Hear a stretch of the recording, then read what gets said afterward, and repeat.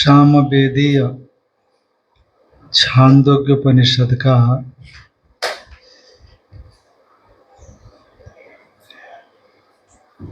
8वां अध्याय का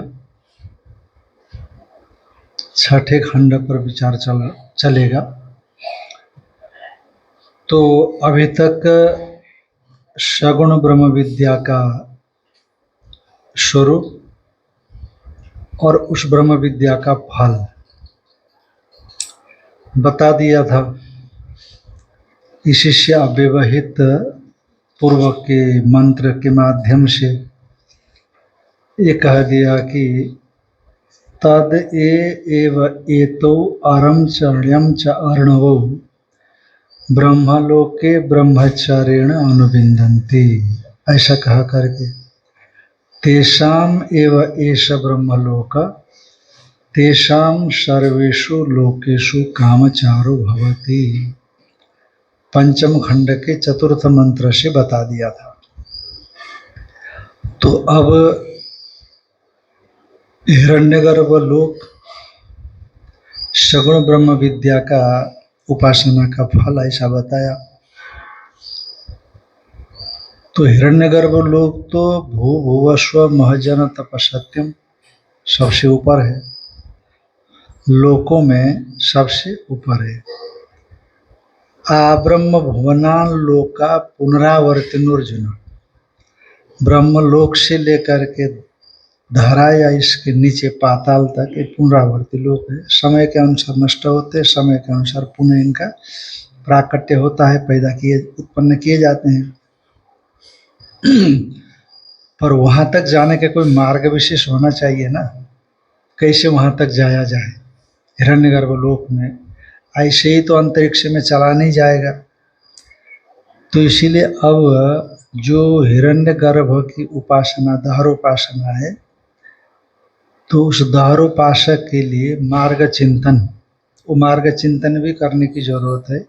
जैसे 5वें अध्याय में आया था, चौथे 5वें में, कि अर्चिषम एवं अभिषम बनती अर्चिषो अहन आपूर्यमाण पक्षम आपूर्यमाण पक्षाद यान षडंग उदयति मासांस्तान मासेभ्य संवत्सरम संवत्सरात आदित्यम आदित्य चंद्रमसो विद्युतम तत्र अमानवो पुरुष स एनान ब्रह्म गमयति। ऐसी श्रुति वहाँ पर है। तो सगुण उपासना में ये जो छांदोग्य क्रम सूत्र है, हालांकि यहाँ भी पूरे के पूरे पड़ाव का दर्शन नहीं हुआ, बताया नहीं है। आप ब्रह्मसूत्र के चौथे अध्याय में पढ़ेंगे तो इस बीच में वायु है, वायुलोक है, देवलोक है, उनका भी प्रवेश होता है। कहाँ कैसे प्रवेश होता है ब्रह्मसूत्र में बड़ा अच्छी तरह से। तो कुल मिलाकर के 14 पड़ाव होते हैं वहाँ। ये जो अर्चिरादि मार्ग में 14 पड़ाव हो जाते हैं, और इंद्र लोक भी आ जाता है उसमें, प्रजापति लोक भी आ जाता है, और वरुण लोक भी आ जाता है। जो कि अर्चिरादि मार्ग का कथन जिस श्रुति में किया गया है उसमें इन लोकों का वर्णन नहीं आता। तो विद्युत लोक में अमानव पुरुष जो हिरण्यगर्भ ने अपने मन से सृष्टि किया, मनु की सृष्टि के बाहर, तो वो इस लोक में आएगा, ऊपर से यहाँ आएगा और ये लेकर के जाएगा। तो इत्यादि बातें आती है। तो अब उसी लोक में जाने के लिए जो मार्ग चिंतन है उसका बता रहे हैं। तो इसी को टीका में थोड़ा संकेत करते हैं कि सगुण विद्या फल स्वरूपम इत्थम उपपाद्य तत्प्राप्ते गतिर्वक्तव्या इति नाड़ी खंडम अवतारयति यस्तु इति। माने सगुण विद्या का फल का स्वरूप इत्थम माने इस प्रकार का है, ऐसा उपादन करके तत्प्राप्त है, उस फल की प्राप्ति के लिए। क्योंकि बहुत से लोगों की इच्छा होती है कि भाई सगुण ब्रह्म को प्राप्त कर ले, फिर वहाँ से मुक्त हो जाएं। वहाँ मुक्ति होना आसान है, वहाँ मुक्त होना आसान है। बशर्ते यहाँ पर उसको वेदांत का बोध हो गया हो, तो उस लोक में जाने के बाद, क्योंकि उत्कृष्ट प्रतिभा होती है वहाँ, सामान्य बुद्धि नहीं होती मनुष्य लोक की जैसी, इसलिए उस प्रतिभा में, और फिर आत्मा और अनात्मा का भेद यहाँ से वहाँ स्पष्ट होता है।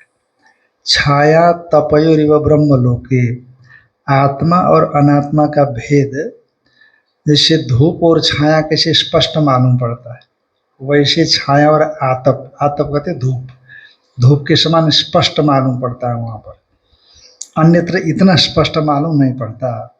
ब्रह्मलोक विशिष्ट है ना, इसीलिए। पर वहाँ पहुँचना भी कठिन है, हिरण्यगर्भ लोग पहुँचना भी तद्भाव भावित चित्त होना चाहिए यहाँ उपासना के अनुसार, तभी वहाँ पहुँच सकता है। तो इसीलिए वहाँ तक जा सके तब वहाँ से मुक्त हो सकता है। तो बहुत से लोग जो सकामी होते हैं, हिरण्यगर्भ लोग को चाहते हैं, तो उपासना करते हैं।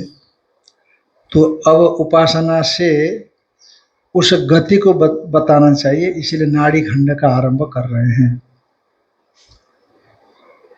यस्तु हृदय पुंडरीक गतम यथोक्त गुण विशिष्टम ब्रह्मचर्यादि साधन संपन्न त्यक्त बाह्य विषय अनित तृष्णा अनृत तृष्णा सन उपास्ते तस्य इयं मूर्धन्यया नाड्या गतिर्वक्तव्या इति नाड़ी खंड आरभ्यते। जो हृदय पुंडरीक गत, यस्तु साधक, ऐसे समझना, जो साधक, जो मुमुक्षु, हृदय पुंडरीक गतम यथोक्त गुण विशिष्टम अपहत पापमा, ऐसा आत्मा अपहत पापमा विजरो विमृत्युर्विश्व को विजिगीत्सा सत्य काम सत्य संकल्प है ना। ऐसा आत्मा अपहत पापमा विजरो विमृत्युर्विश्व को विजिगीत्सा, उसके बाद सत्य काम सत्य संकल्प, ऐसा है। तो टीकाकार लिखते हैं यथोक्त तो गुण माने सत्य कामत्वादि, ऐसा लिखते हैं यथोक्त तो गुण कह देने से, क्योंकि ये सत्य काम से पहले जो बताए हैं वो सब उनका अभाव बताया है। जैसे अपहत पापमा, पाप पुण्य का अभाव, उस जो ऐसा आत्मा, आत्मा में पाप पुण्य का अभाव, विजर और जरा का अभाव, विमृत्यु मृत्यु का अभाव, विश्व को शोक का अभाव है कि नहीं, क्षुद्र भाषा का अभाव बताया। तो गुण तो नहीं दिखा वहां पर सत्य काम सत्य संकल्प ये गुण है, भाव हो गया ना, गुण तो भाव होना चाहिए। इसलिए टीकाकार यथोक्त तो गुणों का अर्थ सत्य कामत्व आदि, आदि से सत्य संकल्प इत्यादि। तो हृदय पुंडरीक गत यथोक्त गुण विशिष्ट सत्य कामत्वादि गुण से विशिष्ट जो ब्रह्म है, सगुण ब्रह्म है, उस ब्रह्म को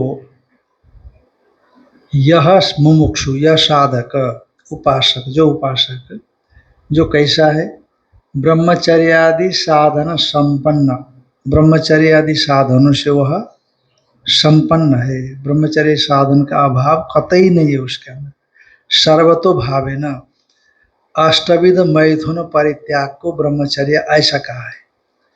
वो केली है, गुह्य भाषण है, कार्य निवृत्ति है, इत्यादि इत्यादि 8 प्रकार के बताए गए हैं। तो उनसे जो रहित है, ब्रह्मचर्य आदि साधन संपन्न त्यक्त बाह्य विषय अनृत तृष्णा,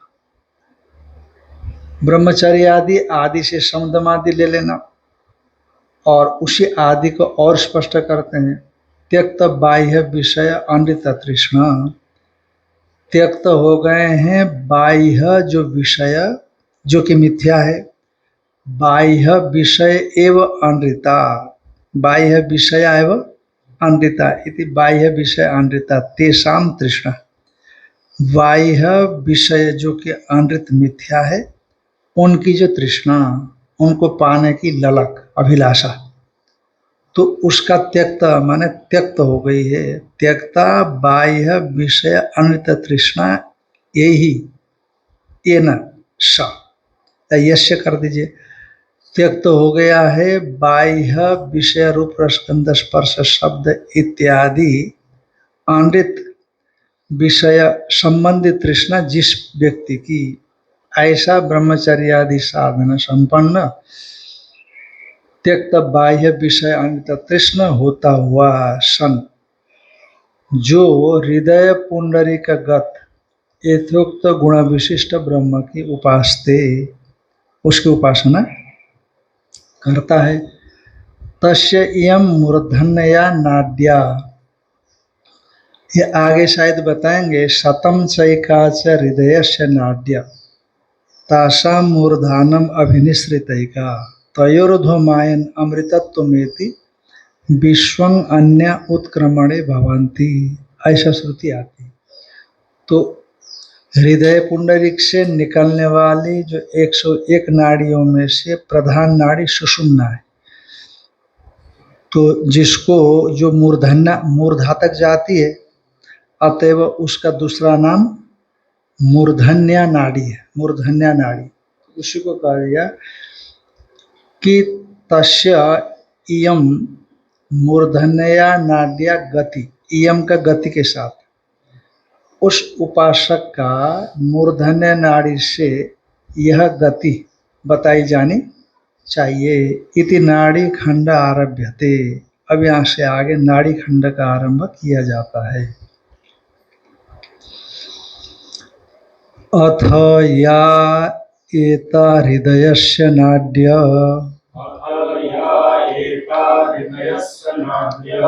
ताः पिंगलस्य अणिम्नस्तिष्ठन्ति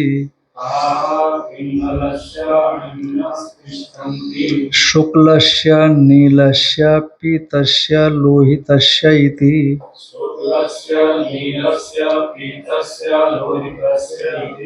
असौ वा आदित्यः पिंगल एष शुक्ल एष नील एष पीत एष लोहितः।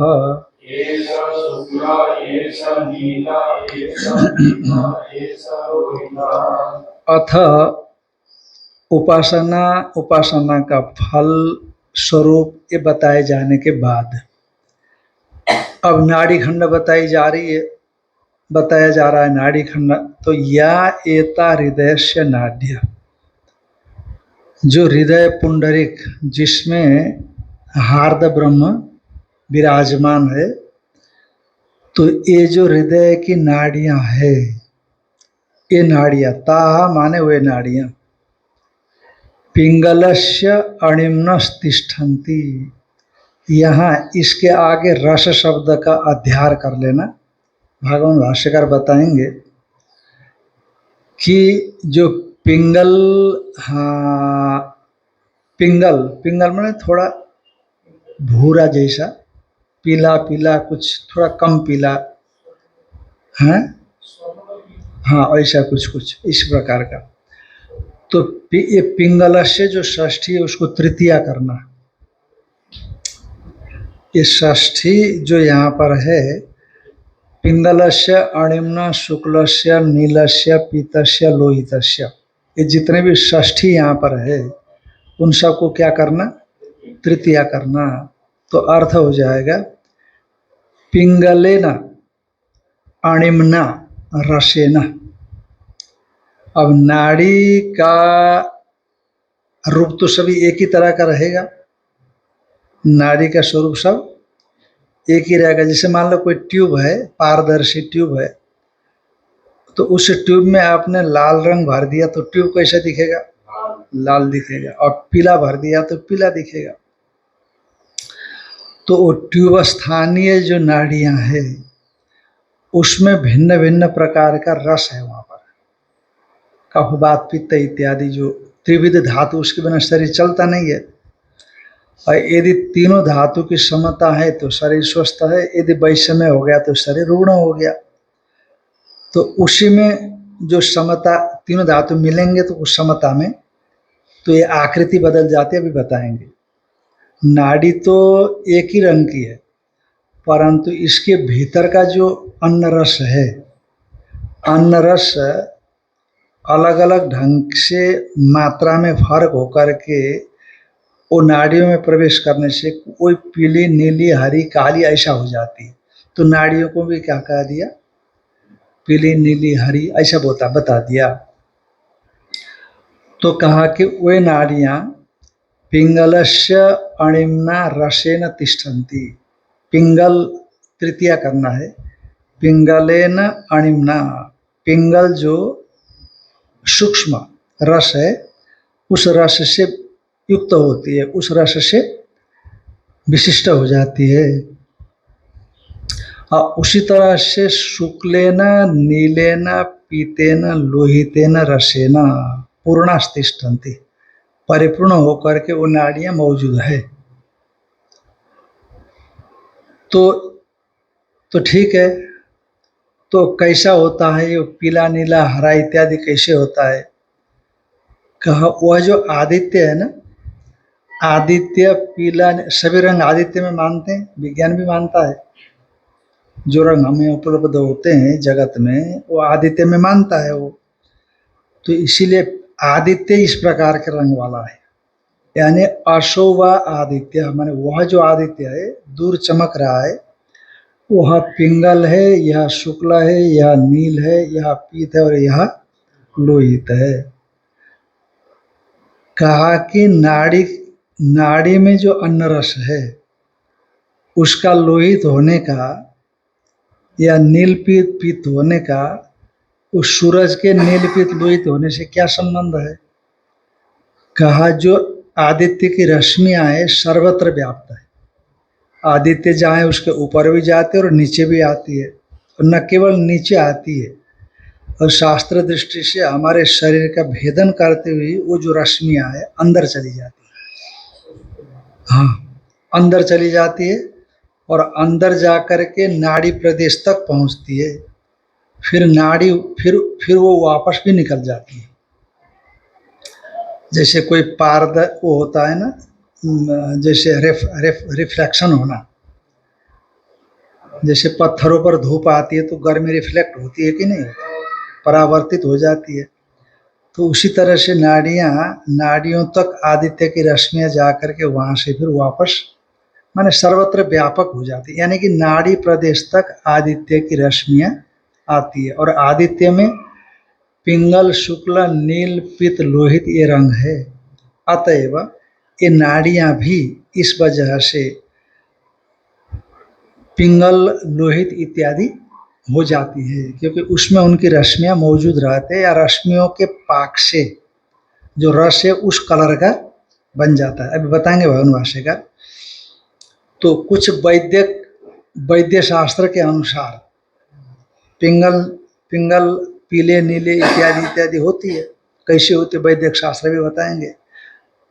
पर शास्त्र के श्रुति के अनुसार तो नाड़ियां ही क्या होती है, पीली, नीली, हरी इत्यादि होती है श्रुति के अनुसार, क्योंकि पिंगल सीधा कह दिया ना।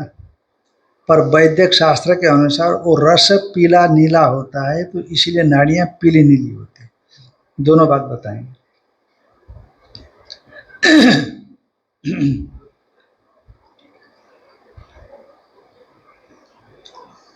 का अथ या एता वक्ष्यमाण हृदयस्य पुंडरीकाकारस्य ब्रह्मोपासन स्थानस्य, ये जो वक्ष्यमाण हृदय यानी पुंडरीकाकार जो कि ब्रह्म की उपासना का स्थान विशेष है, क्योंकि उसी हृदय में ब्रह्म की उपासना होती है।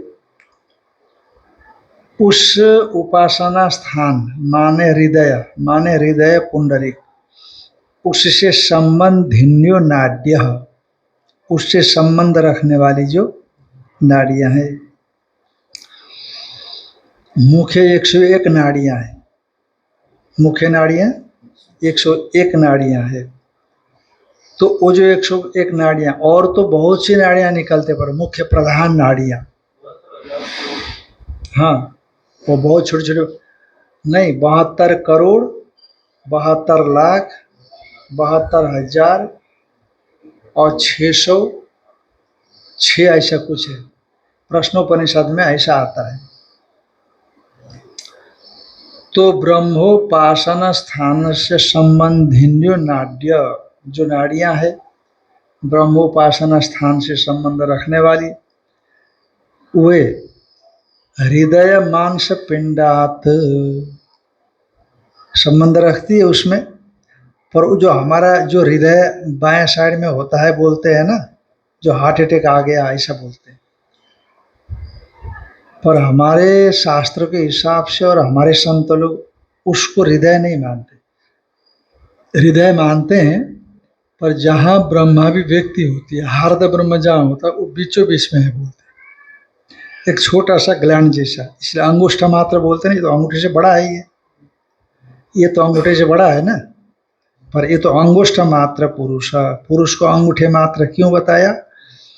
क्योंकि जिसमें उसकी अभिव्यक्ति है तो उसके अंगूठे के बराबर होता है वह, इसलिए उसमें उसकी अभिव्यक्ति होने से पुरुष को अंगुष्ठ मात्र से। अणुरणियान महत्वमय्यान, छोटा और बड़ा भाव उसमें बड़ी उपाधि में गया तो बड़ा दिखा, मालूम पड़ा, छोटी उपाधि में छोटा। जैसे बड़ा मटके में आकाश बड़ा हो गया और छोटे मटके में आकाश छोटा, तो अंगुष्ठ कह दिया वहां पर। तो उपाधि को लेकर के, उपाधि धर्मों को लेकर के अंगुष्ठत्व बर्ताव वहां किया गया है। तो इसीलिए वो जो दिल बोलते हैं हम लोग,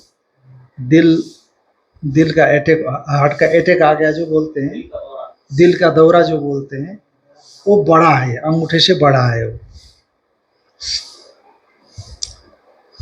तो कहा कि हृदय मांस पिंडात सर्वतो विनिश्रिता। अच्छा, यहाँ सभी नहीं लिया, क्योंकि हाँ, उपासना से संबद्ध जो नाड़ियाँ हैं उन्हीं को विचार करना है। यहाँ पर पूरे शरीर की नाड़ियों का विचार नहीं करना है। इसलिए ब्रह्मोपासना स्थान के साथ संबंध रखने वाली जो नाड़ियाँ है वह हृदय मांस पिंडात सर्वतो विनिश्रिता, वह सभी ओर निकली हुई है। आदित्य मंडलादिव रश्मया, जैसे आदित्य मंडल से रश्मियाँ निकलती है, तो उसी तरह से हृदय प्रदेश से ये नाड़ियाँ निकलती है। और सर्वतो विनिश्रिता, सभी ओर फैली हुई है। ताश्च एताः पिंगलस्य वर्ण विशेष विशिष्टस्य अणिम्न सूक्ष्म रसस्य रसेना, का जो पिंगल वर्ण विशेष विशिष्ट अत्यंत सूक्ष्म रस, उस सूक्ष्म रस से माने रसेना, माने पिंगल जो सूक्ष्म रस है उससे पूर्णा, माने तदाकारा एवं तिष्ठन्ति, उसी आकार से आकारित होकर के वो रहती है। वर्तन्ते इत्यर्थ, उस ढंग से रहती है। तिष्ठन्ति का अर्थ वर्तन्ते। तथा शुक्लस्य नीलस्य पीतस्य लोहितस्य च रसस्य पूर्णा इति सर्वत्र अध्यार्यम्। तो इसे रसस्य का सब जगह पर अध्यार करना है। यद्यपि मूल में रस शब्द नहीं दिया, मूल श्रुति में रस शब्द नहीं है, पर रस शब्द का अध्यार करना और रसेन पूर्णा तिष्ठन्ति, ऐसा हो, रस से पूर्ण होकर के वो नाड़ियां रहती है। वर्तन्ते, तिष्ठन्ति माने वर्तन्ते। तो एक बार रसस्य, रस का पिंगलस्य अणिम्न इत्यादि के साथ षष्ठी दिखा करके फिर कहा तृतीय अर्थ में है, तो रस तृतीयांत अर्थ में है। तो पिंगल हाँ, सूक्ष्म पिंगल रस से तिष्ठन्ति, अथवा नाड़ियां सूक्ष्म रस से परिपूर्ण रहती है।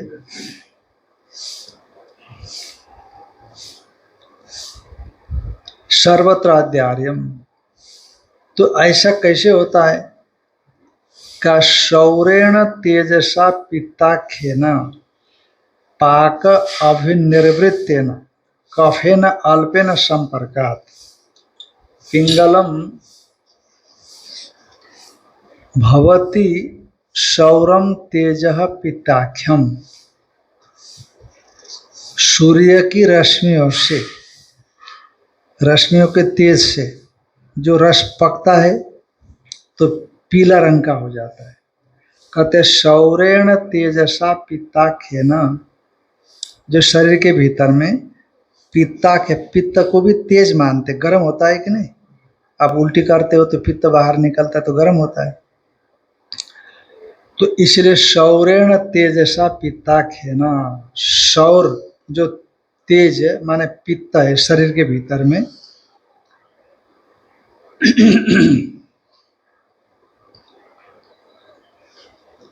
तो उसके द्वारा पित्ताख्येन पाकाभिर निर्वृत्तेन, जो खाए हुए का जठराग्नि इत्यादि के माध्यम से जो पाक से संपादित हुआ है,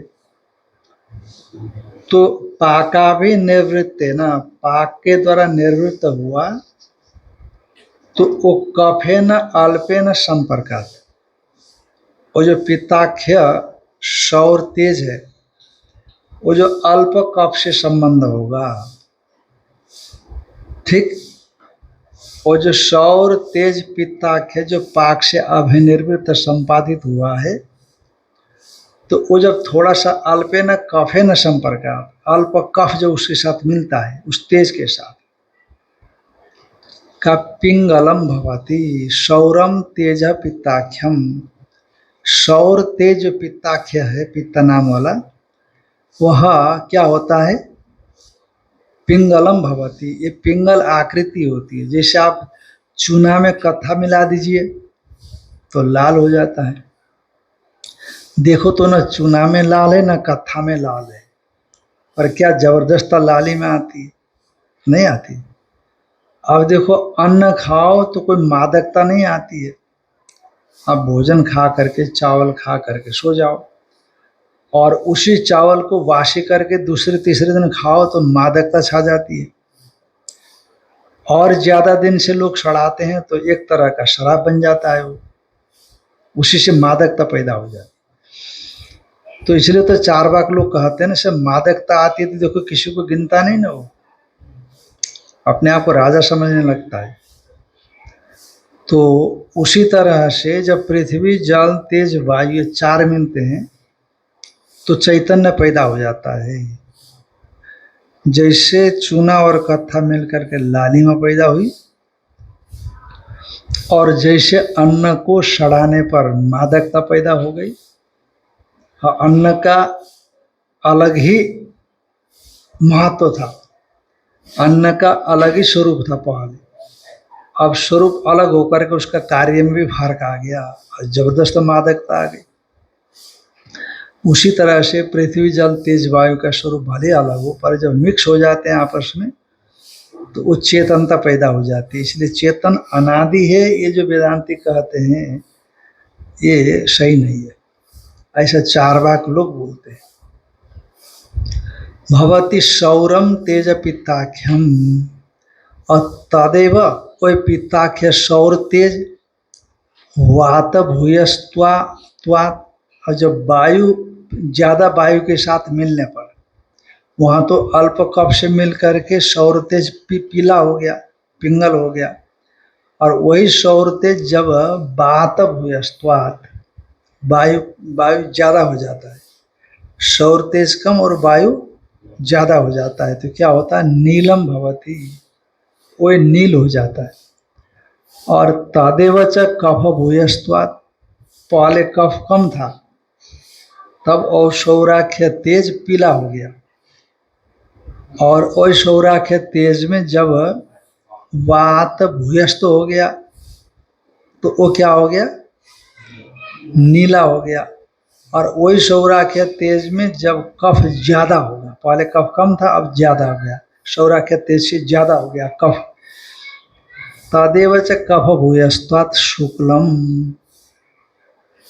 वो जो सौराख्य तेज है वो क्या होता है सफेद हो जाता है।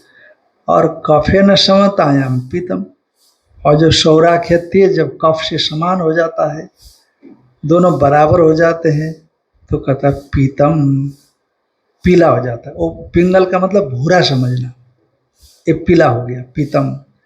अशोणित बाहुल्य न लोहितम। अब जब वही पिता के जो सौर तेज है, ब्लड, शोणित माने खून, खून की बहुलता, खून अंदर दौड़ता है ना, उसकी बहुलता से लोहितम, ऐसा लोहित रंग वाला हो जाता है।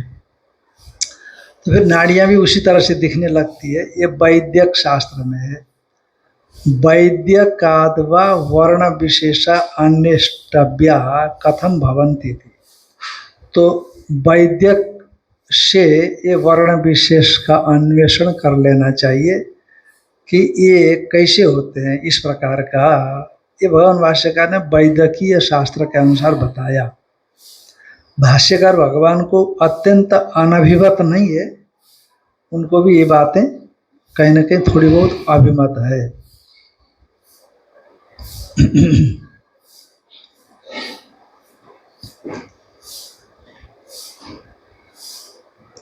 माने सौरम तेजो नाड़ीसु अनुगतम। अब हमने पहले कहा कि आदित्य में पिंगल रंग है, ये रंग है, वो रंग है, बताए थे, वर्ण विशेष है। तो वो सौराख्य तेज नाड़ी में अनुगत है, सर्वत्र फैला है, तो नाड़ियों के अंदर भी गया है। सौर, यहाँ सौराख्य तेज माने पित्त को ले लिया है, पर सूर्य संबंधी को सौर कहते हैं ना। जब सूरज की किरणें, उसको सौर बोलेंगे। तो सूरज की किरणें जब सर्वत्र फैली हुई हमारे नाड़ी में अनुगत होगी, सौरम तेजो नाड़ीसु अनुगतम, सौर तेज जो नाड़ी में अनुगत है। जाठराग्नि कृतेन पाकेन पित्तम जायते। जाठराग्नि कृत पाक से सौर तेज नाड़ी में आया और जाठराग्नि कृत पाक से परिपक्व होकर के पित्त हो जाता है, वो पित्त का रूप ले लेता है। तस्य च पित्त संबंधात, और पित्त के संबंध होने से पिंगलादि रूपवत्ता इति, पिंगलादि रूपवत्ता नाड़ियों में है। इति वैद्य शास्त्र रीत्या उक्त्वा, ये वैद्य शास्त्र के हिसाब से कह करके, श्रुति रीत्या उच्यते, श्रुति के हिसाब से कह रहे हैं कि श्रुति के हिसाब से पिंगल इत्यादि कैसी है। का श्रुतिस्तु आह, का श्रुति तो सीधा ही कहती है। कहते क्या कहती है? आदित्य संबंधादेव तत्तेजसो नाड़ीसु अनुगतस्य तत्तेजस। आदित्य के साथ संबंध होने से नाड़ियों में अनुगत जो तेज है उसका, एते वर्ण विशेषा इति, नाड़ियों में अनुगत तेज का ही यह वर्ण विशेष है, और इसीलिए वो नाड़ियों में प्रतीत होता है। इसीलिए पिंगल, शुक्ला, नीला, हरा, ऐसा नाड़ी बताया। कथम, कैसे? का नाड़ियों में अनुगत जो सौराख्य तेज, इस प्रकार के वर्ण विशेष को कैसे प्राप्त करते हैं? का अशोभ आदित्य पिंगलो वर्णता, ये आदित्य वर्ण से पिंगल है, यह वर्ण से शुक्ल है, और यही आदित्य वर्ण से नीला है और पीला है और लोहित है। तो इसीलिए वहाँ जाकर के जाठराग्नि से पाक होने पर वही इस रूप में आता है, तो नाड़ियाँ उस रूप में दिखाई पड़ती है। अशोभ आदित्य पिंगलो वर्णत, ऐसा आदित्य शुक्ल वर्णत, अपि ऐसा आदित्य नीलो वर्णत, ऐसा आदित्य पीतो वर्णत, ऐसा आदित्य लोहितो वर्णते वैति।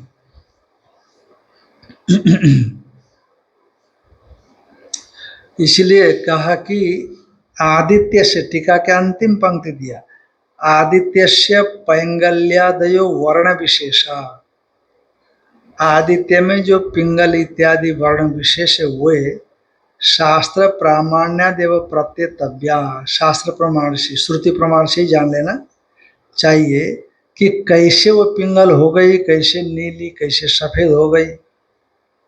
तो जैसे वैद्यक शास्त्र वालों ने, आयुर्वेद ने तो बता दिया ऐसे ऐसे पीली हो जाती है करके, पर ये कहते हैं शास्त्र प्रमाण से वो सीधा ही पिंगल है, या अनरस इत्यादि से कोई पीला होने की बात नहीं कहती श्रुति, वो सीधा ही पीला बताती है। आदित्य से पैंगल्यादयो वर्ण विशेषा शास्त्र प्रामाण्य देव प्रत्यतव्य, शास्त्र प्रमाण से ही समझ का। पीली तो नाड़ियां नहीं दिखती, क्या पता दिखती हो, कुछ नाड़ियों में फर्क दिखता हो, कुछ पीला अंश होता हो, कुछ सफेद अंश होता है। तो ये कार्य आदित्य से पैंगल्यादयो वर्ण विशेषा शास्त्र प्रामाण्य देव प्रत्यतव्या।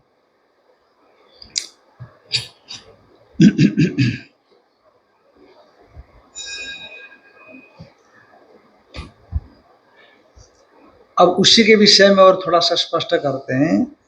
टीका की पहली पंक्ति है, आदित्यस्य तेजसो नाड़ीषु अनुगतस्य। आदित्य का तेज अथवा आदित्य रूप तेज नाड़ियों में अनुगत है उसका। पैंगल्यादयो वर्ण विशेषा भवंती, पैंगल्यादि वर्ण विशेष होते हैं, यह कहा दिया गया। तदेव प्रश्न द्वारा दृष्टान्तावष्टम्भेन स्पष्टयति, उसी को प्रश्न करते हुए दृष्टांत के माध्यम से स्पष्ट रूप से समझाते हैं। तस्य अध्यात्मम नाड़ी भी कथम संबंध इत्यत्र दृष्टान्तम।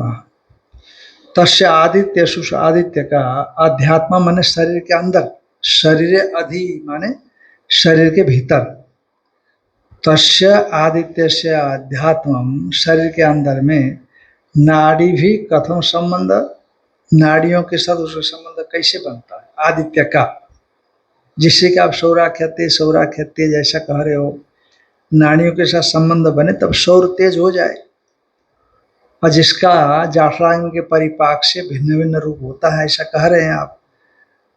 तो कहा तस्य आदित्य से अध्यात्मम नाड़ी भी कथम संबंध, अध्यात्म शरीर के अंदर नाड़ियों से कैसे संबंध होता है।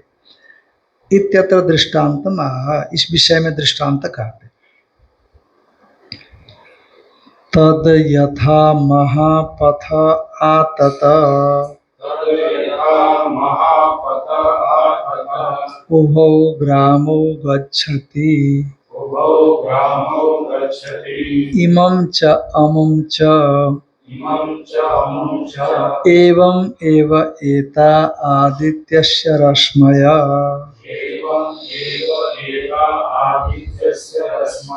उभौ लोकौ गच्छन्ति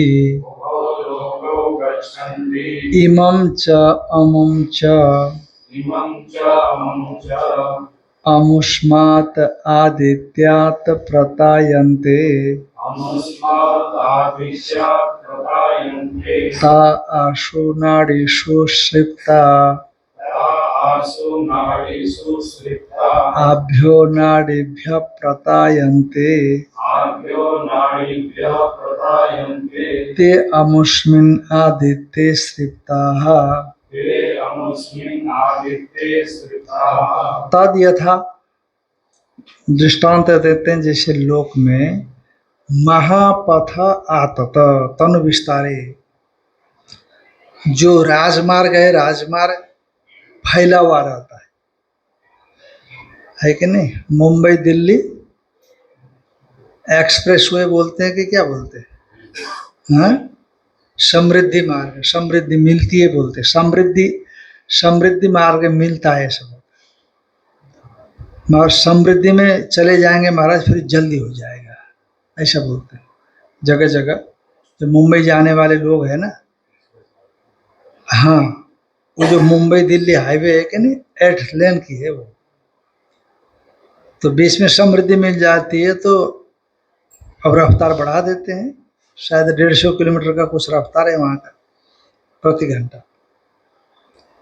तो बड़ा जो रास्ता होता है ना, बड़ा रास्ता, तो उसके सर्विस लेन इत्यादि गांव में मिले हुए रहते, फैला हुआ रहता है, सबको जोड़ना होता है।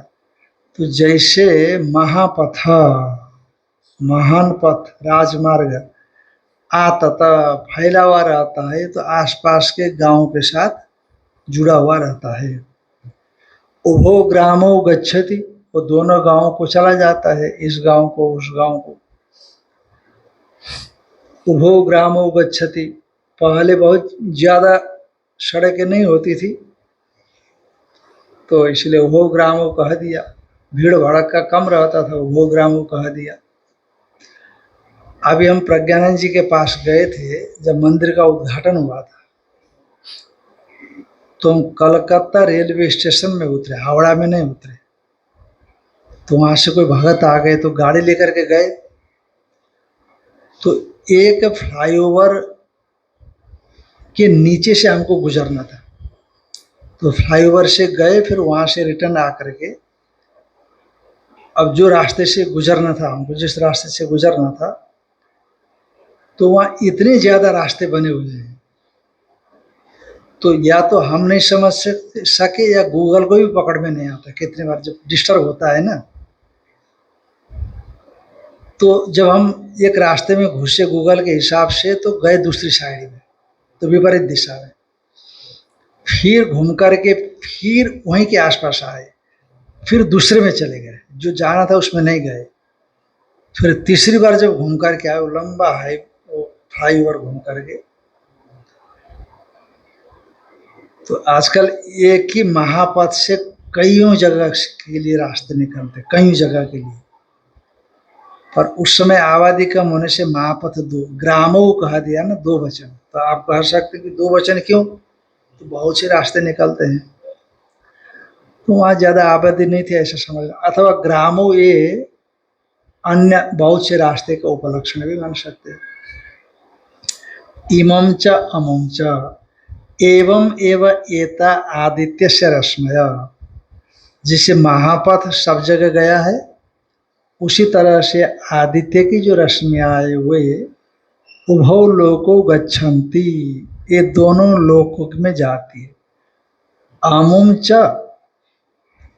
अमुं च इमं च, इमं पुरुषम, इस पुरुष को भी जाती है आदित्य की रश्मियाँ, और अमुं च माने आदित्य मंडल को भी, अमुं च माने आदित्य मंडल को भी जाती है, ऊपर को भी जाती है।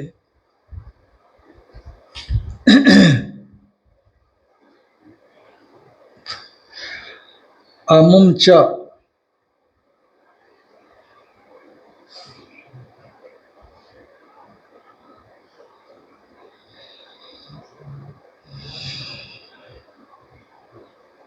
माने आदित्य मंडल है ना, जो आदित्य लोक बड़ा विस्तार फैला हुआ है ना, तो उस लोक में भी जाते, ऊपर भी जाती है रश्मियाँ। जो आदित्य तो है, तो नीचे भी आती है और ऊपर भी चली जाती है। अमुष्मात आदित्यात प्रतायन्ते, उस आदित्य से विस्तार को प्राप्त करती है।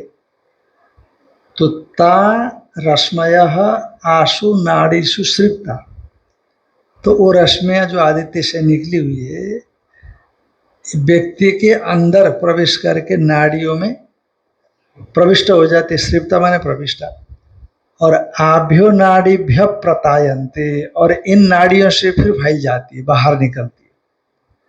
और ते अमुष्मिन आदित्य सृप्ता, और वे उस आदित्य में प्रविष्ट हो जाती है, वहां पहुंच जाती है। तो यहाँ पर नाड़ियों के लिए बहुवचन में ता शब्द भी दिया, और नाड़ियों के लिए बहुवचन में ते शब्द भी दिया। जिसे अमुष्मात आदित्यात प्रतायन्ते ता, और आभ्यो नाड़ीभ्य प्रतायन्ते ते, ऐसा। तो इसलिए जो नाड़ी, जो रश्मि है, जो आदित्य की किरण माने रश्मियाँ है, वो रश्मि शब्द पुल्लिंग भी और स्त्रीलिंग भी है। स्त्रीलिंग में बहुवचन में रश्मि शब्द है तो रश्मय हो गया, और ते हो गया पुल्लिंग में, पुल्लिंग में ते रश्मय, ऐसा हो जाएगा। सतौ ते, ऐसा हो जाएगा। अमुष्मिन आदित्य सृप्ता प्रविष्टा तत्र यथा लोके महाविस्तीर्ण पंथा महापथ, महापथ का अर्थ करते हैं भाष्यकार, जिस तरह से लोक में महान विशाल विस्तीर्ण फैला हुआ पंथा जो मार्ग है उसको महापथ बोलते हैं। आततो माने व्याप्त, उभो ग्रामो गच्छति दोनों गांव की ओर जाता है। इमं च सन्निहितम, इमम ये सन्निहित, इमम ये सन्निहित है। इमम किस शब्द से बनता है? इमम, इदम से इमम बनता है, तो इदमस्तु सन्निकृष्टे, तो इमं च सन्निहितम अमुम च विप्रकृष्टम अदशस्तु विप्रकृष्टे तदिति परोक्षे बीजानियात। तो इसीलिए अमुम च विप्रकृष्टम माने दूरस्थम, वो दूरस्थ व्याप्त होते हैं। एवं यथा दृष्टांत, जैसे ये दृष्टांत है, दार्ष्टान्त में उस दृष्टांत को समझाना है, समझना है। तो यथा दृष्टांत महापथ उभौ ग्रामो प्रविष्ट, जैसे महापथ दोनों गांव में प्रविष्ट है। एवं ये दृष्टांत बता दिया। एवं एवं एता आदित्य से रश्मिया, उसी तरह से जो आदित्य की रश्मियां है वे उभौ लोको माने दोनों लोकों को, माने अमुम च आदित्य मंडलम उस आदित्य मंडल को, और एवं च पुरुषम गच्छन्ति और इस पुरुष को भी प्राप्त करते हैं। उभयत्र प्रविष्टा माने दोनों जगह पर प्रविष्ट होती है। जैसे यथा महापथ प्रविष्ट होती, जैसे महापथ दोनों जगह प्रविष्ट होता है। कथम कैसे? का अमुष्मात आदित्य मंडलात प्रतायन्ते संतता भवन्ति, इस आदित्य मंडल से प्रतायन्ते माने संतता माने उनकी संतान फैल जाती, धारा फैल जाती। ता अध्यात्मम आशु पिंगलादि वर्णाशु यथोक्ताशु नाड़ीशु, वह अध्यात्म में शरीर के भीतर में होने वाली पिंगलादि वर्णाशु यथोक्ताशु, यथोक्त जो पिंगल वर्ण वाली नाड़ियां हैं उस नाड़ियों में श्रिप्ता, तो गतः माने प्रविष्टा, उस नाड़ियों में प्रविष्ट होता है। क्या होता है? प्रविष्ट होता है, तो नाड़ियां प्रविष्ट हो जाती, रश्मियां प्रविष्ट हो जाती है। तो ता अध्यात्मम आशु पिंगलादि वर्णाशु यथोक्ताशु नाड़ीशु श्रिप्ता गता माने प्रविष्ट हो जाती है।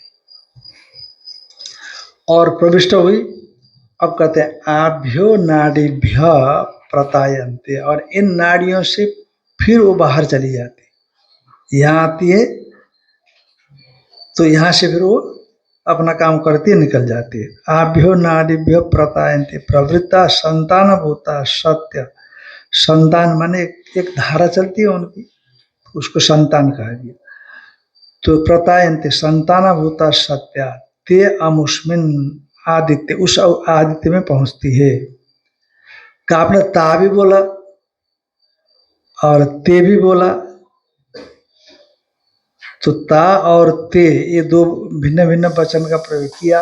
कहते रश्मि शब्द उभय लिंगा है, पुल्लिंग भी है स्त्रीलिंग भी है, इसलिए इसको समझाने के लिए श्रुति ने ता और ते ये दो शब्द का प्रयोग कर दिया।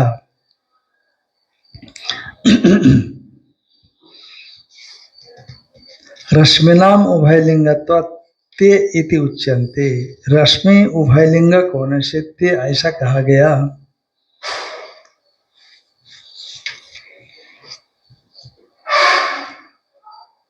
तद यत्र एतत् सुप्तः समस्तः संप्रसन्नः,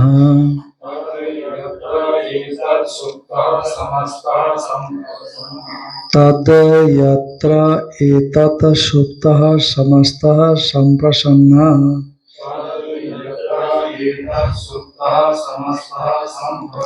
स्वप्नं न विजानाति आशु तदा नाड़ीषु सृप्तो भवति, तं न कश्चन पाप्मा स्पृशति तेजसा हि तदा संपन्नो भवति। तत् यत्र एतत्, तत् माने तत्र, एवं सति, तत् माने तत्र माने एवं सति, सप्तमी हो गए ना तत्र, एवं सति ऐसा मान लेने पर माने जिस काल में जीव सुप्त सो जाता है तो तद यत्र एवं सति माने ना, यानी अभी यहाँ पर नाड़ियों का निरूपण संपादित होने पर एतत्, हाँ एतत् का अर्थ क्या है, यह जो जीव है स्वप्न वाला जीव, स्वप्न वाला जो जीव है सुप्त, ये सुप्त है समस्त संप्रसन्न, जो स्वाप होता है ना, स्वाप सुप्त माने स्वाप, स्वाप दो तरह के होते हैं, एक तो स्वप्न देखने को भी स्वाप बोलते हैं, स्वप्न को भी स्वाप बोलते हैं, और एक सुषुप्ति को स्वाप बोलते हैं जहां पर किसी तरह का कोई विभाग नहीं होता। तो इसलिए समस्त संप्रसन्न कहा करके सुषुप्ति का काम किया, क्योंकि स्वप्न में स्वप्न रूप स्वाप में समस्त संप्रसन्न नहीं होगा, संप्रसन्न होता है पर समस्त संप्रसन्न नहीं होता, क्योंकि कभी भय होता है, कभी करुणा पैदा होती है, कभी कभी जो है आक्रोश आ जाता है, कभी दया आ जाती है, और जैसे जैसे संस्कार के अनुसार स्वप्न होता है वैसा वैसा दिखाई पड़ता है। इसलिए समस्त संप्रसन्न स्वप्न काल में नहीं होता, जागृत में तो नहीं होता, पर सुषुप्ति में ऐसा कोई निमित्त न होने से समस्त सब प्रसन्न होता है।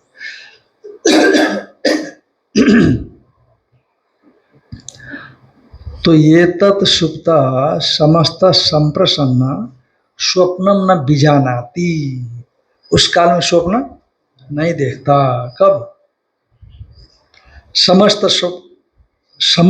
संप्रसन्न हो गया, वो सुषुप्ति में गया है, अब नहीं देखता। आसु तदा नाड़ी सुस्तृप्तो भवति, उस काल में नाड़ियों में ही विद्यमान रहता है, हार्दाकाश में पहुंच जाता है, उस काल में हार्दाकाश में अज्ञात ब्रह्म में लीन हो जाता है।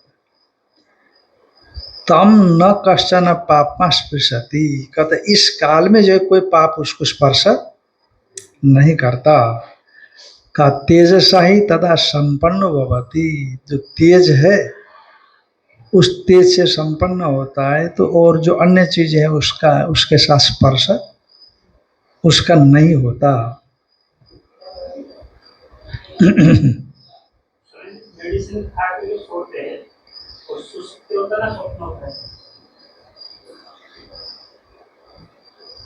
तो सुषुप्ति होती होगी ऐसा लगता है थोड़ा, स्वप्न तो नहीं होगा।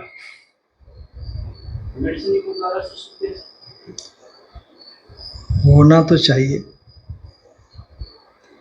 क्योंकि जिसको सुषुप्ति नहीं होती थी, स्वप्न देख करके परेशान रहते थे, तो मेडिसिन खा करके जब गहरे नींद में चले जाते हैं, जब जगते हैं, तो वो परेशान नहीं रहते फिर। अब मेडिसिन का असर रहेगा, थोड़ा आलस्य थकान रहेगी, पर वो जो दवाई खाने से पहले गहरी नींद न होने पर जो परेशानी थी उनको, वो परेशानी उनको कम दिखती है। तो इसका मतलब वो सुषुप्ति में ही जाता होगा, है कि नहीं?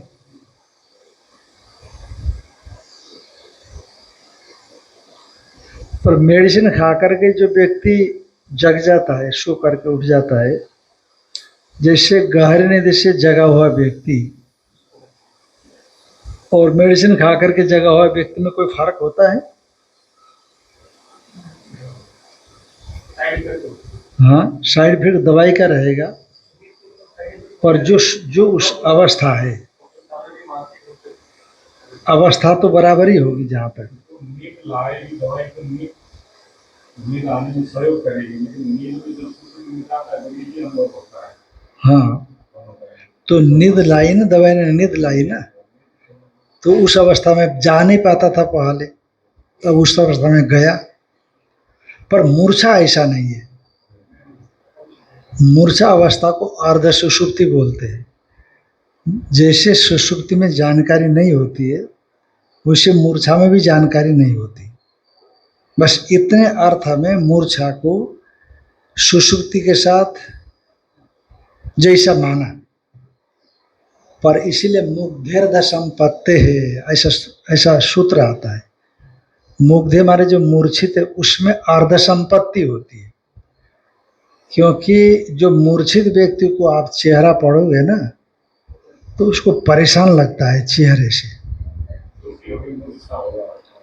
नहीं, दुखी होकर के मूर्छा ऐसा नहीं, मूर्छित जब है उसका मन काम नहीं कर रहा है ना, हम ऐसा मानते हैं। पर आप मूर्छित व्यक्ति को देखो, इधर सोया है, एक सुषुप्त पुरुष को देखो इधर सोया है, सुषुप्त पुरुष के चेहरे में लावण्य दिखती है, कांति दिखती है, निश्चिंतता दिखती है। पर जो मूर्छित होकर के लेटा हुआ है तो उसमें कोई टेंशन जैसा लगता है। जो मूर्छित होकर के लेटा है ना उसमें कोई ना कोई टेंशन जैसा लगता है। अच्छा, उसका जो चेहरा है उसका चेहरे में भी वो कांति नहीं होती, और जब जग करके बाहर आता है तो जो मूर्छित है ना उसको थकान मालूम पड़ती है, संप्रसन्न नहीं होता। और जो सुषुप्ति से बाहर आता है वह समस्त संप्रसन्न रहता। बाद में इधर का प्रपंच आया दिमाग में जैसे जैसे वैसे हो जाता है कि नहीं। तो ये भेद भगवान भाष्यकार मुग्धेर्ध संपत्ति, ये सुषुप्ति और मूर्छा क्या एक है कि भिन्न है? तो अर्ध संपत्ति है मुग्धे माने मूर्छित, मूर्छा दशा, उसमें आधा ही संपत्ति है सुषुप्ति के साथ, पूरा पूरा नहीं है। अब ये चीज अलग है कि ये मूर्छित व्यक्ति जाता कहाँ है, इस विषय में विशेष विश्लेषण तो नहीं किया, शायद कहीं नाड़ियों में ही रहता हो। यदि हार्द ब्रह्म में चला गया मूर्छित भी, है कि नहीं, तो जो अनुभूति सुषुप्ति को, सुषुप्त पुरुष को हो रहा है, सुषुप्त को, वही अनुभूति इस मूर्छित को भी होना चाहिए यदि हार्द ब्रह्म में जाता है। हार्द ब्रह्म में जाने से तो उसको सुख हुआ ना। हाँ, पर इसका मतलब है कि हार्द ब्रह्म में मूर्छित नहीं जाता होगा, नाड़ी में ही कहीं रहता होगा उसका मन। नाड़ी में हार्द ब्रह्म में जाए तो समस्त संप्रसन्न हो जाए, पर इस विषय का विश्लेषण नहीं मिलता कि मूर्छित व्यक्ति कहाँ कहाँ होता है। यदि सुषुप्ति में नहीं गया है तो स्थूल कहीं नाड़ी भाग में गया होगा,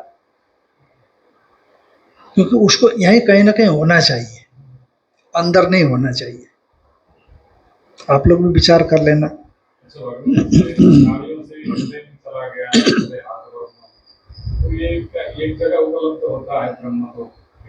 हाँ, वहीं चला जाता है ना।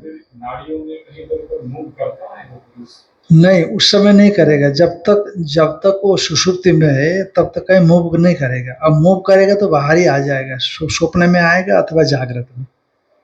आना जाना किस हिसाब से कह रहे हैं, कहीं हृदय मन है ना, मन तो इंद्रियां है ना, इंद्रियां है, मन है, प्राण है। प्राण तो कोई कहता है जाता है, कोई कहता नहीं जाता है, पर ये मन इंद्रियां चली जाती है तो मन इंद्रिया तो जाएगी भाई, मन इंद्रियां जाएगी कि नहीं जाएगी।